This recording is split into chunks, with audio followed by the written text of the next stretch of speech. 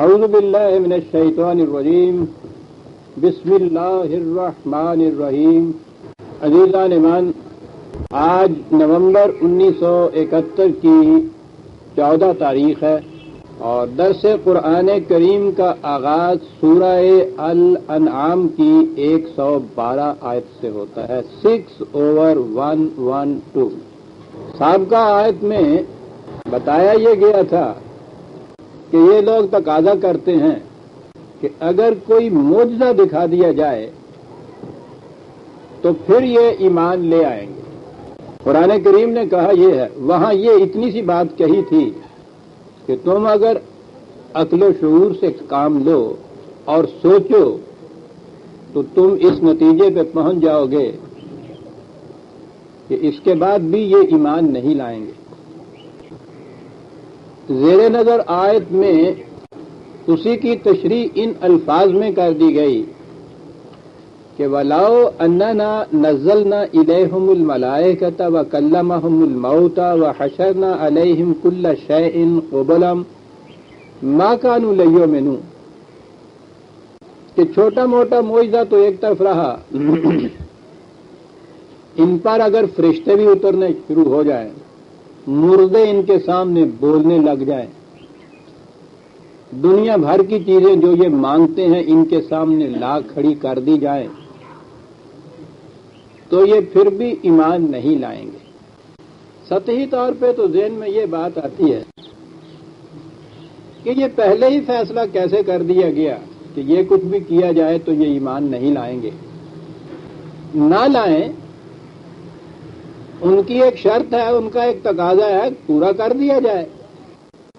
اور اس سے گہرائی میں جایا جائے تو پھر یہ اعتراض سامنے آتا ہے. غیران من بڑی غور طلب چیز ہے. یہ غور طلب اس لیے ہے کہ ہمارے ہاں یہ ایک چیز گویا مسلمہ کی حیثیت سے چلی آ رہی ہے کہ انبیاء کرام کو معجزات دیے گئے تھے اور نبی اکرم صلی اللہ علیہ وسلم کے متعلق تو پھر ہمارے ہاں کیا یہ گیا ہے کہ سابقہ انبیاء کرام کے معجزات کو گنایا گیا اور ان سے دگنے معجزے آپ کی طرف منسوب کیے گئے. اس لیے کہ حضور کے متعلق تو یہ ہے نا کہ آپ سید المرسلین ہیں، تمام انبیاء کرام میں بڑے ہیں، تو اس لیے اسی نسبت سے کہا یہ گیا کہ آپ کو اتنے معجزے دیے گئے. اور پھر دلائل النبوت میں یعنی نبوت کی دلیل بیان کی گئی. یہ ایک ایسی چیز ہے کہ جو بطور مسلمہ کے ہمارے ہاں آتی، پھر قرآن کریم سے یہ چیز ثابت کی جاتی ہے کہ یہ دیکھیے معجزات ہیں. تو میں نے عرض یہ کیا تھا کہ ذرا غور کیجئے اس بات پہ کہ قرآن یہاں یہ کہہ رہا ہے کہ اگر اس قسم کے مشہود محسوس مرئی معجزات بھی ان کے سامنے آ جائیں، اور یہ تو بڑی معجزوں کی تفصیل ایک ایسی دے دی ہے، بلکہ ایسی جامعیت سے بیان کیا ہے کہ دنیا جہان کی چیزیں جو یہ مانگتے ہیں ان کے سامنے لا کھڑی کی جائیں، مردے بولنے لگ جائیں، فرشتے اترنے لگ جائیں، تو یہ پھر بھی ایمان نہیں لائیں گے. تو اعتراض یہ وارد ہوتا ہے کہ اگر صورت یہ ہے کہ معجزات کے بعد بھی ایمان نہیں لائیں گے تو یہ اللہ تعالیٰ نے جو معجزات دیے انبیاء کرام کو بھی وہ دیے کہاں کے لیے؟ وہ معجزات کا فائدہ یا مصلحت تو ہم یہی گناتے ہیں نا کہ جب یہ لوگ دلائل و برہان سے ایک بات نہ مانیں تو پھر اس کے بعد ان کو ایک معجزہ دکھا دیا جائے اور اس کے بعد کہا جائے کہ دیکھو اب بھی مانتے ہو یا نہیں. لیکن جب وہ خود خدا یہ کہہ رہا ہے کہ اتنے معجزات بھی اگر دکھا دیے جائیں تو پھر بھی یہ ایمان نہیں لائیں گے، تو پھر دہرا دوں اس کو کہ سوال یہ پیدا ہوگا نا، اگر وہ مسلمہ درست ہے کہ خدا نے انبیاء کرام کو معجزات دیے تو وہ ایک تو یہ کہہ رہا ہے کہ اتنے معجزوں کے باوجود یہ ایمان نہیں لائیں گے، یہ جانتے ہوئے، یہ اعتراف کرتے ہوئے، یہ اس کا اظہار کرتے ہوئے کہ یہ نہیں لائیں گے، اس کے بعد یہ کہ پھر معجزے دیے کاہے کے لیے دے. آپ سوچتے ہیں کہ ایک چیز جو مسلمہ کی طریق پہ بھی آتی ہو یا بعض مسلمات بھی جو چلے آ رہے ہوں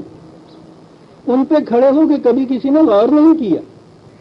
اور بڑے فخر اور اعزاز سے یہ بات پیش کی جاتی ہے صاحب، پہلے تو سابقہ انبیاء کرام علیہ السلام کے معجزات جو ہیں، اور پھر نبی اکرم صلی اللہ علیہ وسلم کے معجزات کسی آواز کی مجلس میں سنیے، اور یہ عام ملا کا کام نہیں ہے، بڑے بڑے علماء کرام آپ کے یہاں کے ائمہ اعظام،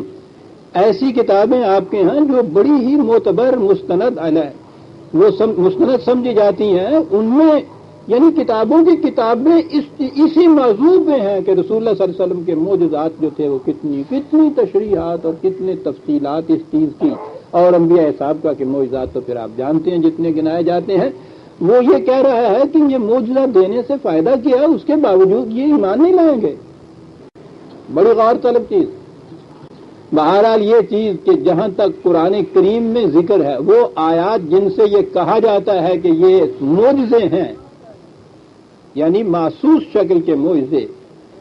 ایک تو دلیل معجزہ ہوتی ہے، ایسی مسکت دلیل جسے کہتے ہیں، ایسی دلیل کے جواب نہ بن پڑے اگلے سے۔ معجزہ وہی ہے نا کہ جس کے بعد انسان عاجز آ جائے ایک بات سے، تو دلیل محکم بھی ایک ایسی چیز ہے کہ واقعی اس کے بعد پھر اعتراض سوچتا نہیں، جواب سوچتا نہیں، اسے چھوڑیے۔ معجزے سے مراد لی جاتی ہے محسوس معجزہ، فزیکل چیز کا معجزہ، طبیعی چیز کا معجزہ، جو عام طور پہ نہ ہوتا ہو اور وہ کر کے دکھا دیا جائے، مثلا یہ کہ مردے بولنے لگ جائیں۔ قرآن یہ کہہ رہا ہے، یعنی خدا یہ کہہ رہا ہے کہ اس کے باوجود یہ ایمان نہیں لائیں گے۔ بات ساری صاف ہو جاتی ہے اگر سمجھ لیا جائے کہ ایمان کہتے کسے ہیں۔ میں نے کئی دفعہ آپ سے بتایا ہے کہ کسی شے کی ڈیفینیشن اگر کر دی جائے، اس کو ڈیفائن کر دیا جائے، تعریف اس کی متعین کر دی جائے کہ یہ کیا ہے، تو آدھا مسئلہ اسی سے حل ہو جاتا ہے۔ یہ بڑی اہم چیز ہے، ڈیفائن کیا جائے کسی چیز۔ ایمان کہتے کسے ہیں؟ ایمان کہتے ہیں دل اور دماغ کی پوری رضامندی سے، کامل تسکین سے، پورے اطمینان سے، دلیل و برہان کی روح سے کسی بات کو صحیح اور سچا ماننا۔ یہ ہے ڈیفینیشن قرآن کی روح سے ایمان کی، جس میں کسی قسم کی کمپلشن کا، اکراہ کا، جور کا دخل نہ ہو، کسی حیثیت اور کسی نوعیت کا بھی اس میں اگر جبر آ جائے تو وہ ایمان نہیں رہتا۔ جبر کے کیا معنی ہوں گے کہ آپ کا دل اور دماغ تو کچھ اور مانگتا ہو اور اس کے خلاف کسی طریق سے آپ سے کوئی اور بات منوا لی جائے، اسی کو اکراہ اور جبر کہیں گے نا۔ جبر میں ایک تو یہ فزیکل جبر ہوتا ہے، طبعی جبر ہوتا ہے کہ تلوار سر پہ لے کے کھڑے ہو گئے کہ پڑھیے کلمہ، لائیے ایمان۔ اب ظاہر ہے کہ اس طور پہ جو کچھ آپ زبان سے کہہ دیں گے، آپ دل اور دماغ کے اطمینان اور رضامندی سے تو ایسا نہیں کریں گے۔ یہ اقرار ہے۔ اقرار کیا ہے؟ کہ عقل اور فکر کے خلاف کوئی چیز آپ سے منوا لی جائے۔ نشہ پلا کے اگر آپ سے کسی چیز کو منوا لیا جائے، وہ بھی ایمان نہیں، اقرار ہی نہیں ہوتا، اسے تو شہادت بھی نہیں مانا جاتا، اس لیے کہ وہ آپ نے اپنے عقل و شعور کی رضامندی سے نہیں کہا، وہ معروف ہو گئی تھی چیز۔ انڈر کلوروفارم کچھ کرا لیا جائے تو وہ بھی اقرار نہیں ہے۔ ہپنوٹائز کرتے ہیں آج کل، یہ بڑی پرانی چیز ہے، نام اس کا کچھ اور تھا اس سے پہلے، اس کا نام کرامات رکھا ہوا تھا۔ ہپنوٹائز کرتے ہیں دوسرے کو، اب یہ سائنس ہو چکی ہے، اور خاص طور پہ امریکہ میں اس کو بڑا ڈیولپ کیا گیا ہے، وہاں تو ہسپتالوں میں علاج ہوتا ہے اس طریقے سے۔ خاص طور پہ وہ بچوں کو کلوروفارم نہیں دیتے کہ یہ کلوروفارم بچوں کے لیے بڑی انجوریس، نقصان دہ چیز ہوتی ہے۔ ہپنوٹائز کرتے ہیں دوسرے کو، محسوس کرنے کی جو صلاحیت ہے اندر، اسے اتنا معروف کر دیتے ہیں دوائیوں سے نہیں، وہ ایک طریق ہے